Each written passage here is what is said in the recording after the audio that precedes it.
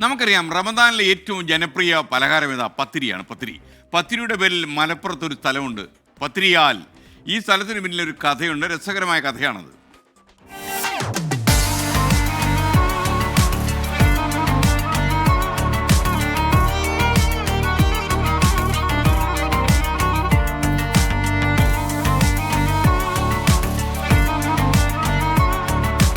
നോമ്പുകാലത്തെ super താരമാണ് നല്ല nice അരിപ്പത്തിരി.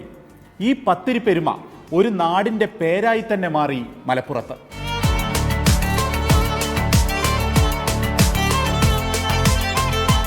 ഇതൊരു ആൽമരം. അപ്പോൾ പത്തിരിയും ആലും ചേർന്നാൽ പത്തിരിയാലായി. തിരുവാലി പഞ്ചായത്തിലെ പത്തിരിയാൽ. പണ്ടേക്കു പണ്ട് പത്തിരിയാലിൻ്റെ വഴിയരികിൽ നിറയെ ആലുകളുണ്ടായിരുന്നു.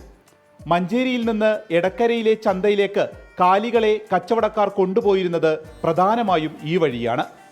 നൂറുകണക്കിന് കാലികളെ നടത്തിയാണ് കൊണ്ടുപോവുക. കൂടെ തെളിക്കാനും ആളുണ്ടാകും. വലുതും ചെറുതുമായ നിരവധി സംഘങ്ങൾ. പാതയോരത്തെ ഈ തണൽ മരങ്ങളായിരുന്നു ഇടത്താവളം.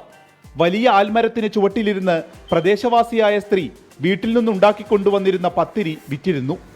അങ്ങനെ പത്തിരി വിൽക്കുന്ന സ്ഥലം പത്തിരിയാലായി.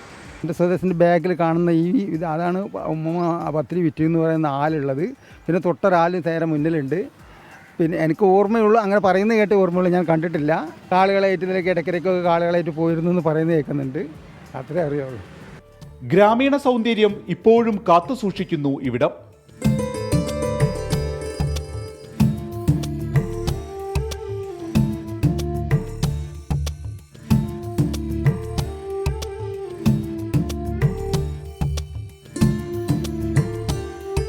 ഈ റംസാൻ കാലത്ത് പത്തിരിയെ ഓർക്കുമ്പോൾ തണൽ വിരിച്ച് ആളുകളെ വരവേറ്റിരുന്ന പത്തിരിയാലും മനസ്സിലേക്ക് വരും.